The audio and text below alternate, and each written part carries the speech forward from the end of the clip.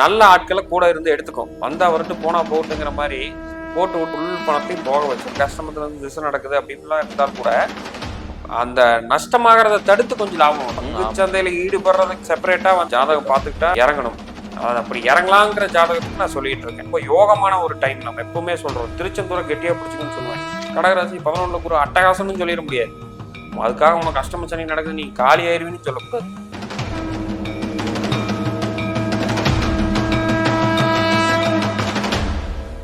வணக்கம் நேயர்களே, நான் உங்கள் பணியினன் பிரபாகரன்.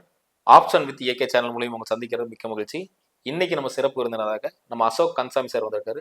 சார் வணக்கம். வணக்கம் சார், எப்படி இருக்கீங்க? நல்லா இருக்கேன். ஸோ இன்னைக்கு நம்ம நிறைய பேச இருக்கிறோம். ஸோ அதில் முக்கியமா குரு பயிற்சி பலன். இன்னைக்கு தான் பயிற்சி யாரு பார்த்தீங்களா?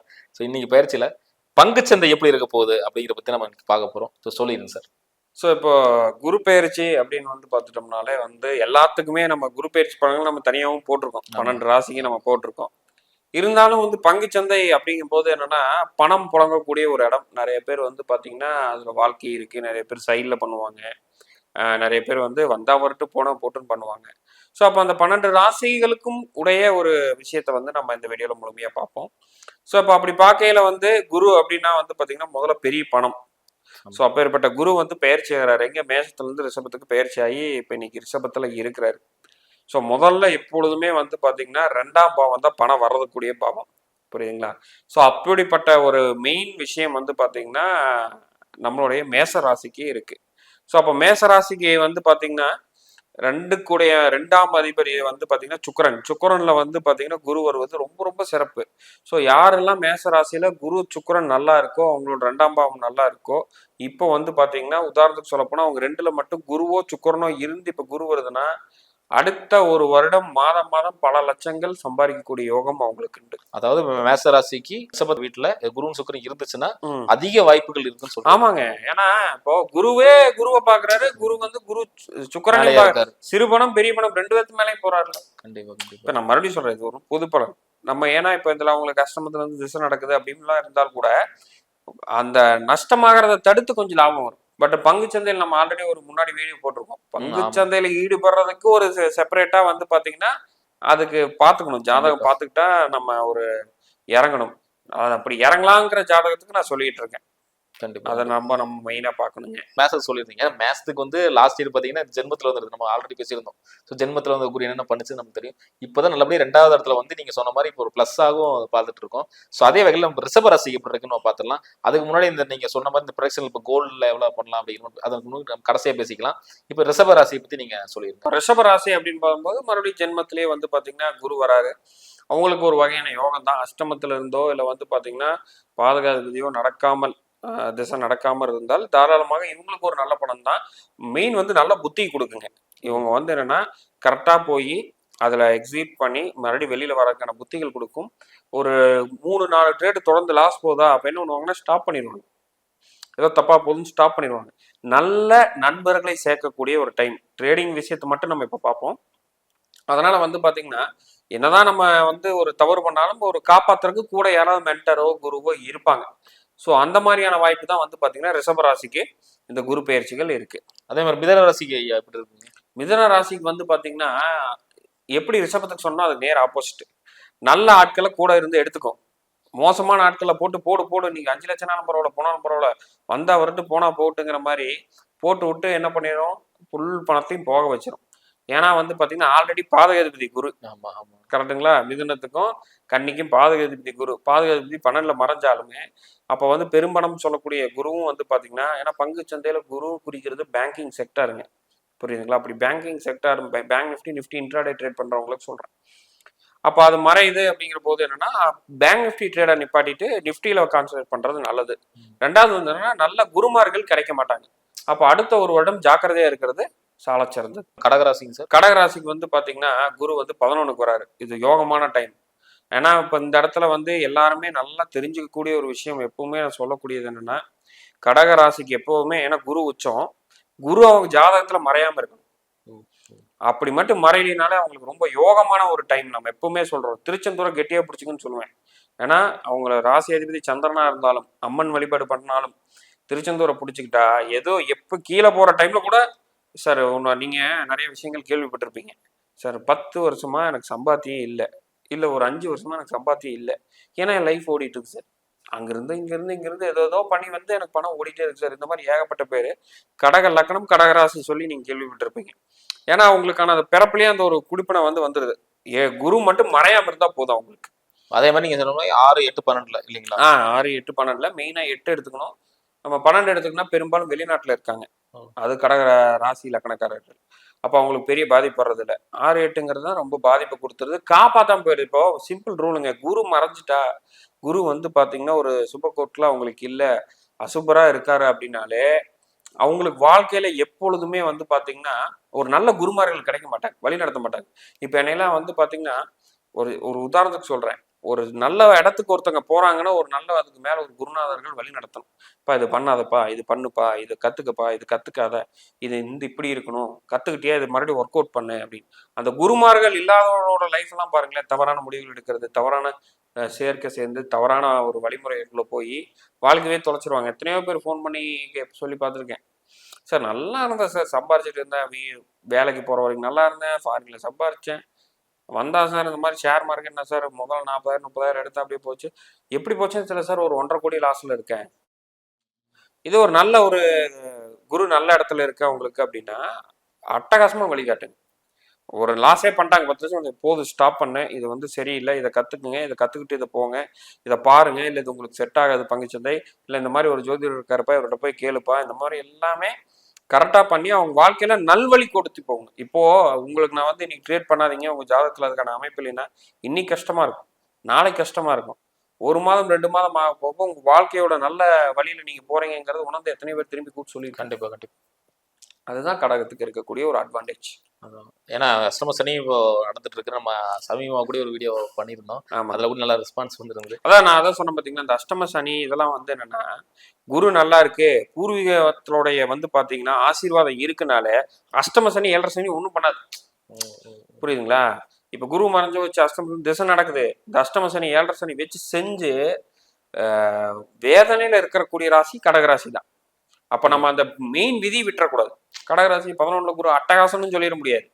அதுக்காக உனக்கு அஷ்டம சனி நடக்குது நீ காலி ஆயிருவின்னு சொல்லக்கூடாது. குரு நல்ல இடத்துல இருக்கணும், மறைவா நல்லா இருக்கு, நல்லா திசாபுத்தி நல்லா இருக்கு. சிம்ம ராசி சொல்லுங்க.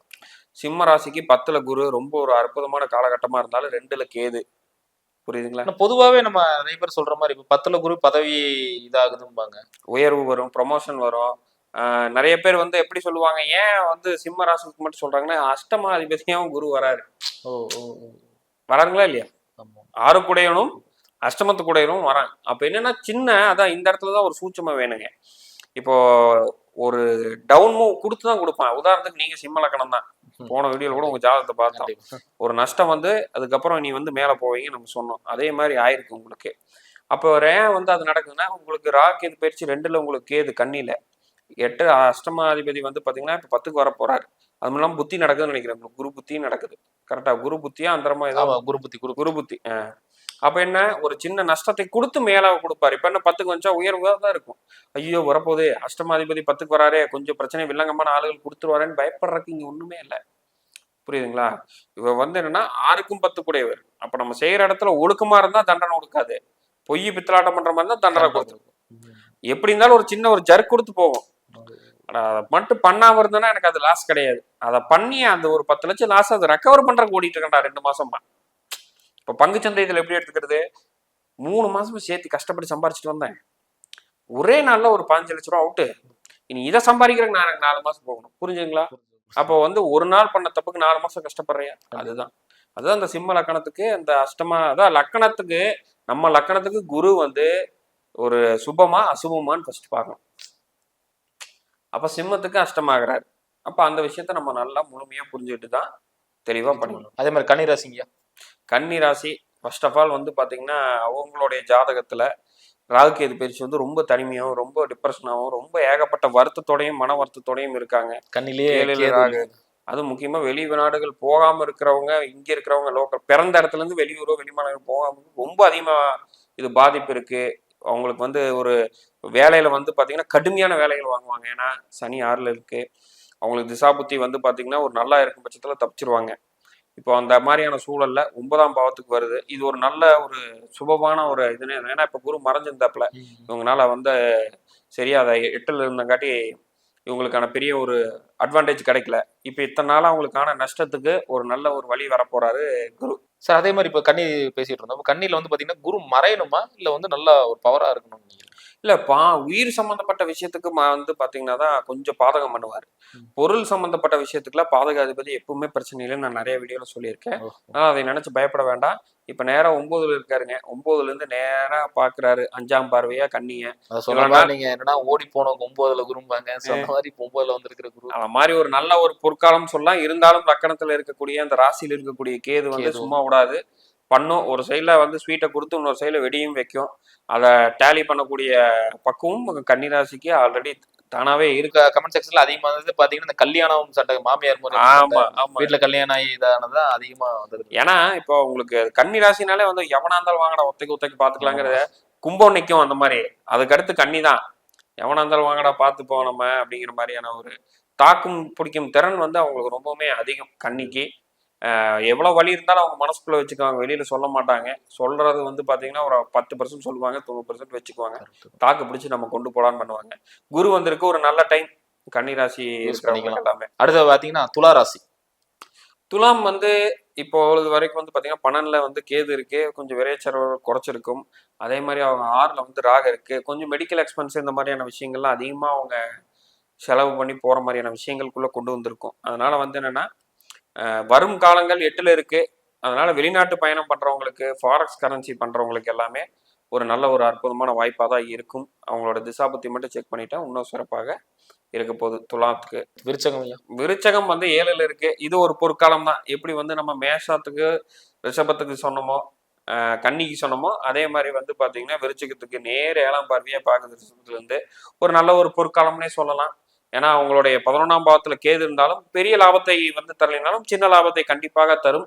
அதுவும் குறிப்பாக காலபுருஷனுக்கு 8ஆம் அதிபதி திடீர் அதிர்ஷ்டத்துக்கான வாய்ப்புகள் விருச்சிகத்துக்கு ரொம்ப அதிகமா. அவங்களோட திசாபுத்தி சப்போர்ட் பண்ணுச்சுன்னா இப்போ ஒரு சில விருச்சிகத்துக்குலாம் நான் எழுதி கொடுத்துப்பேன்.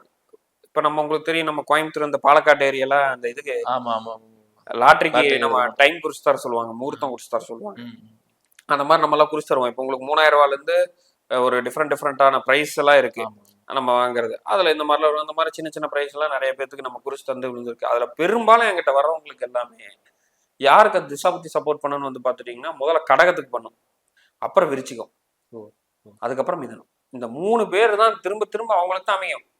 நம்ம கிட்ட ஒரு மேஷம் இருக்காரு, ரெகுலரா அவங்க வேண்டாங்க உங்களுக்கு இல்லைங்க, இப்ப வாய்ப்பு இல்லைங்க, திசாபுத்தி இல்லைங்க, ஆனா அந்த சூட்சமும் கூட இல்லைங்க, நான் கேட்க மாட்டேன். குறிச்சு கொடுங்க, போறாங்க போய் ஒரு 10-15 ரூபாய்க்கு வாங்கி தராங்க, வாங்குற இப்படி விடுறாங்க. போயிட்டு இது வந்து ரியல். நம்ம ஏதோ இன்டர்வியூக்காகலாம் சொல்லணும். போறப்பெல்லாம் 5000 கொடுத்துவாங்க. எனக்கு தெரிஞ்சு ஒரு வருஷத்துல அவரே ஒரு 3 லட்சம் ரூபாய்க்கு வாங்கிருப்பாரு சும்மா லாட்டரி. ஒண்ணு விழுகல. நம்ம சொல்லியாச்சு. அட்லீஸ்ட் எனக்கு சந்திர நாடியில 4வது குறிச்சு கொடுங்க பாரு. நீங்க சொல்ற மாதிரி எதனா அதுக்குன்னு ஒரு நேரம் வரும் இல்லைங்களா? அது சப்போர்ட் பண்ணுங்க. சப்போர்ட் பண்ணாமலாம் சும்மா என்ன முகூர்த்தம் குறிச்சாலும் வேலையாகாது. திசாபுத்தியில் இருக்கணும், அதுக்கப்புறம் நம்ம முகூர்த்தம் குறிக்கணும். அதுக்குதான் நம்ம பெரியவங்க சொன்ன மாதிரி அதிர்ஷ்டம் அது இஷ்டத்துக்கு தான் வரும் அப்படிங்கிற மாதிரி. அதேதான். அதே மாதிரி நம்ம தனுசு ராசிங்கயா. தனுசுலாம் 6ல வருதுங்க. இவ்வளவு நாளா வந்து பாத்தீங்கன்னா நான் சொன்ன மாதிரி என்ன ஆல்ரெடி அவங்க 2020 படாத படம்லாம் பட்டு நொறுங்கி நூண்டு சாயெல்லாம் வந்திருப்பாங்க. இப்போ அவங்களுடைய லக்னாதிபதியே வந்து பாத்தீங்கன்னா ராசி அதிபதியே வந்து 6க்கு வராரு. ஒரு ரொம்ப பயப்படுறதுக்கான விஷயங்கள்லாம் ஒன்றும் இல்லை. வந்து மெயினாக வந்து யாரெல்லாம் லோன் எதிர்பார்த்துக்கிட்டு இருந்தாங்களோ அவங்களாம் சுப லோன்கள் கிடைக்கும் தொழில் பண்ணுறதுக்கு.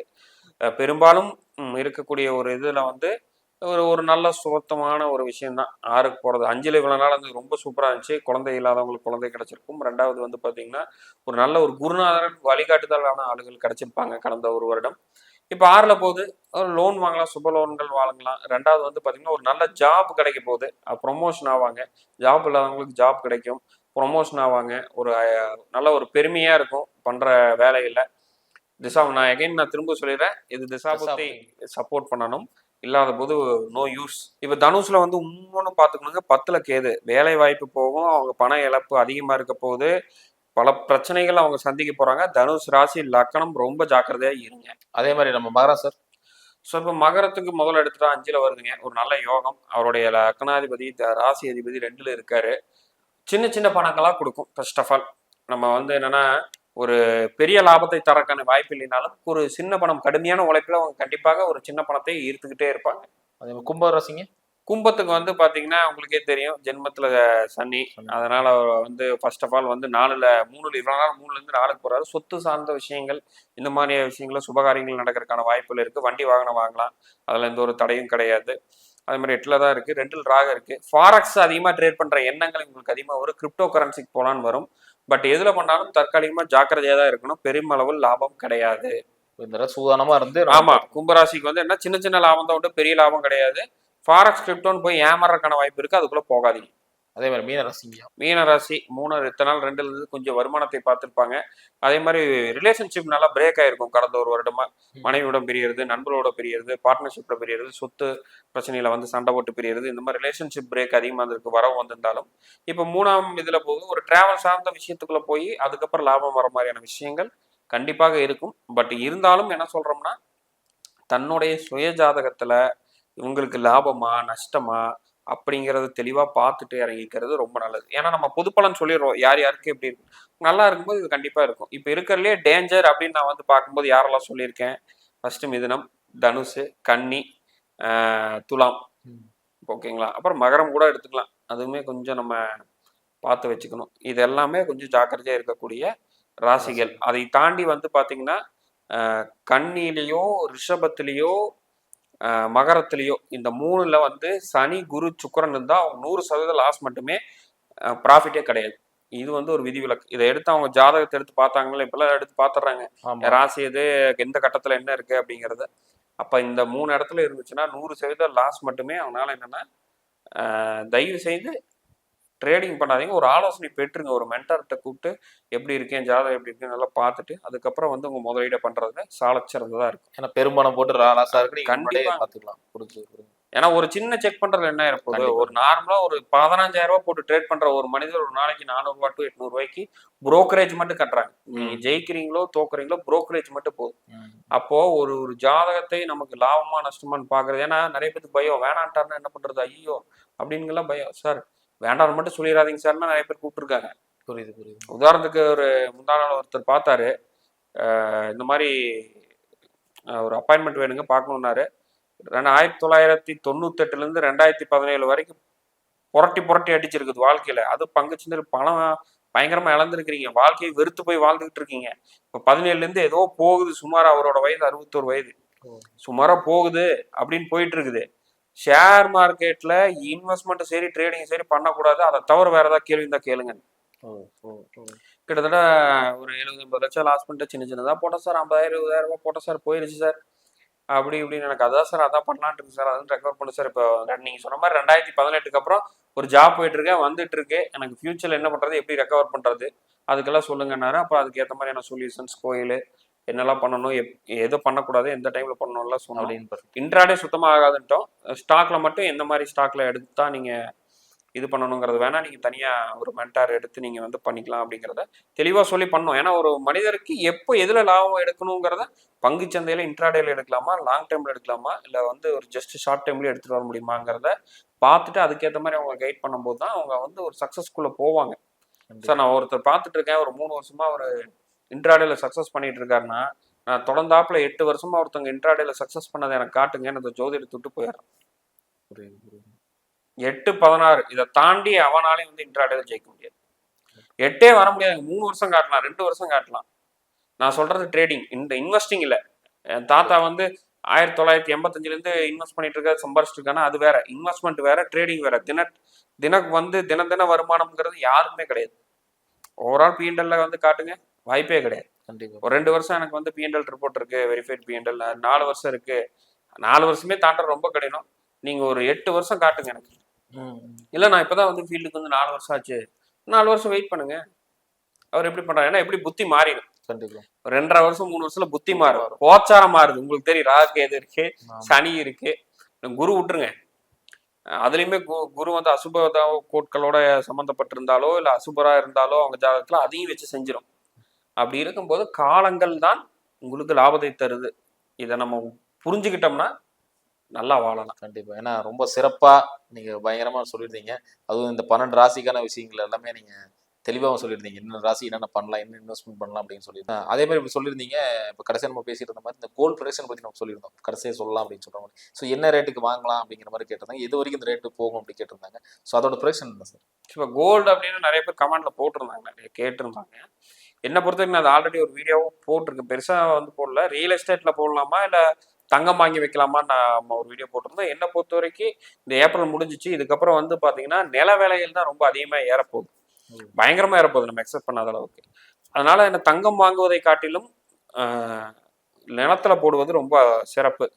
சரி, அப்போ தங்கம் வாங்கக்கூடாதா, கம்மியான பணம் தான் இருக்குன்னா வாங்கலாம். எனக்கு தெரிஞ்சு இன்னும் கொஞ்சம் விலை குறையும், குறைந்ததுக்கு அப்புறம் வாங்குவது சிறப்பு.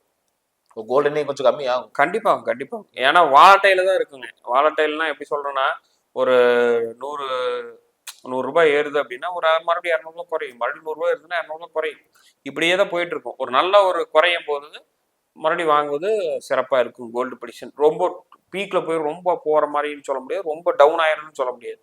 ஒரு வாலட்டைலான ப்ரிடிக்ஷன் தான் கோல்டு தான். அதனால இது பெஸ்ட் டைம் கிடையாது கோல்டு இன்வெஸ்ட் பண்றதுக்கு. அதுதான் வந்து நம்ம சொல்றது.